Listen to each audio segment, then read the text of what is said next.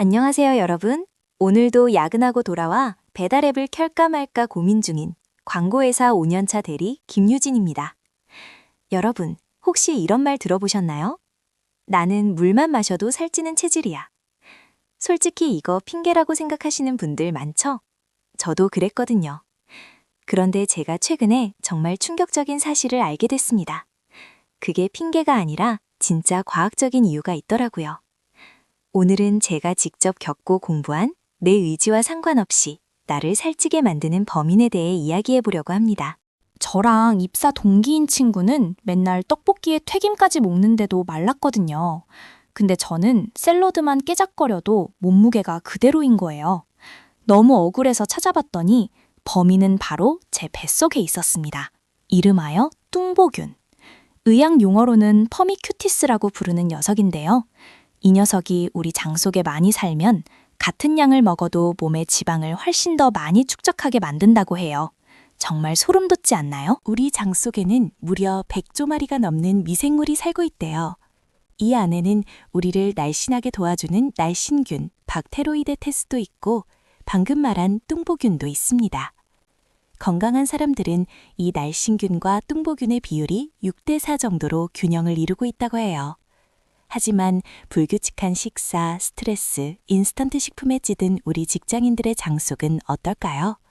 슬프게도 뚱보균이 점령군처럼 장을 장악하고 있을 확률이 매우 높습니다. 이게 그냥 하는 소리가 아니에요.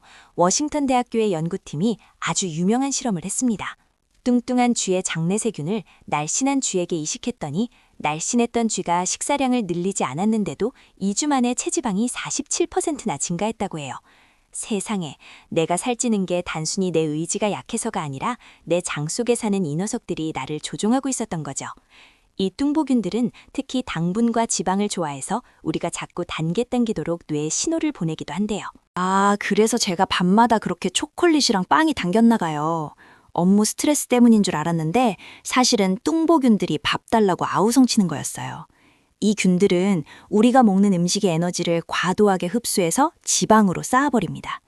그러니까 뚱보균이 많으면 물만 마셔도 살찐다는 말이 어느 정도는 과학적인 사실이 되는 거죠.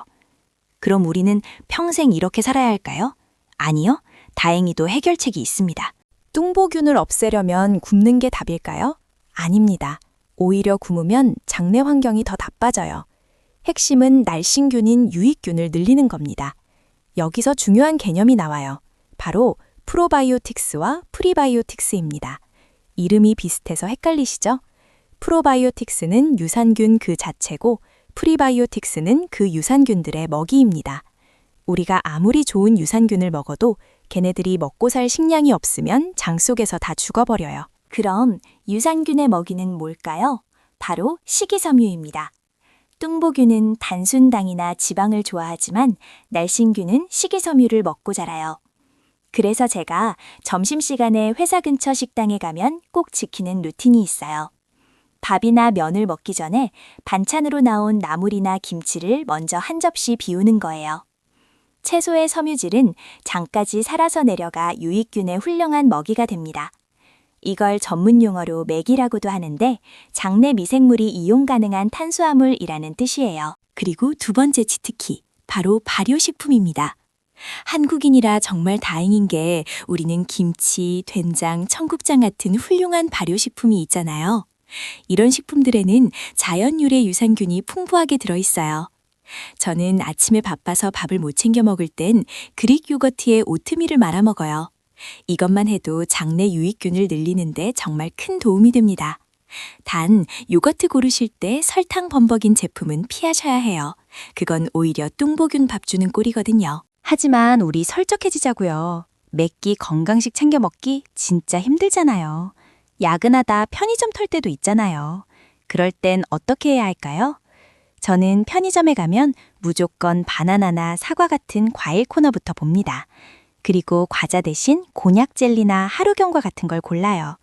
특히 바나나는 프락토 올리고당이 풍부해서 유익균 증식에 아주 좋습니다. 작은 선택 하나가 내 장 속 세력도를 바꾼다는 사실 잊지 마세요. 여기서 정말 중요한 주의사항이 하나 있습니다. 제가 감기에 잘 걸려서 병원을 자주 갔었는데요.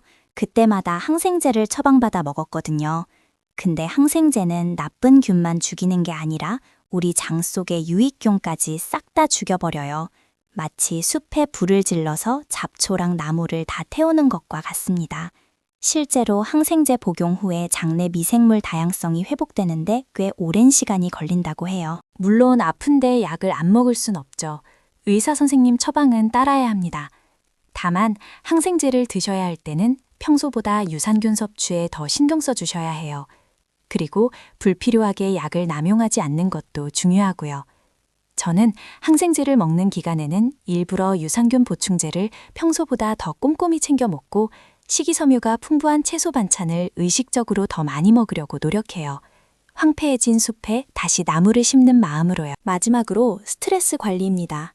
뇌와 장은 미주신경으로 연결되어 있어서 뇌가 스트레스를 받으면 장내 유익균도 스트레스를 받아서 죽어버린대요. 상사가 화나게 해도 일이 뜻대로 안 풀려도 내 소중한 날씬균들을 위해서 참자 하고 심호흡 한번 해보세요.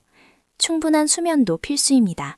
잠을 잘 자야 장내 미생물 리듬도 회복되거든요. 저는 이렇게 장내 환경에 관심을 갖고 식습관을 조금씩 바꾼 지 3개월 정도 됐는데요. 몸무게의 변화도 변하지만 무엇보다 아침에 일어날 때 몸이 정말 가벼워졌어요. 더 이상 식사 후에 속이 더부룩하지 않고 가짜 식욕 때문에 야식을 찾는 일도 줄어들었습니다. 내 몸속 작은 친구들을 챙기는 게 결국 나 자신을 사랑하는 방법이더라고요. 오늘 이야기 정리해 드릴게요. 첫째, 뚱보균은 억제하고 날씬균을 늘려야 살이 빠지는 체질이 된다. 둘째, 유산균의 먹이인 식이섬유, 채소, 과일, 과 발효식품을 꾸준히 먹자. 셋째, 항생제 남용을 주의하고 스트레스를 관리하자. 어때요? 거창한 다이어트 계획보다 훨씬 현실적이고 해볼만 하지 않나요?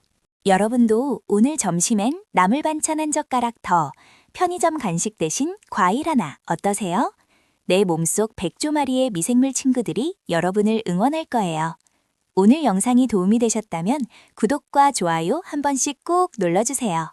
지금 바로 물 한 잔 마시러 가볼까요? 안녕!